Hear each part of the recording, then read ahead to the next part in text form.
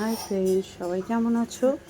দেখো, আবার একটা নতুন আহ, কিছু নিয়ে চলে আসতে পারিনি। তাও আমি তোমাদের বলছি যে যারা যারা ডার্ক সার্কেল বা পিম্পল এইসব প্রচুর পরিমাণে থাকে, তাদের মেকআপ করতে অনেকটা ভয় পাও, তা তোমরা দেখে নাও। আমি কিন্তু এডিট করা বা এডিট ছাড়া দুটোই ফটো তোমাদের কাছে তুলে ধরি। আর তোমরা সামনে থেকেও দেখতে পাবে। দেখো, একটা পুরো শ্যুটের কাজ কমপ্লিট হয়নি সেটাও তুলে ধরেছি, একটা শ্যুট কমপ্লিট হয়েছে সেটাও তুলে ধরেছি।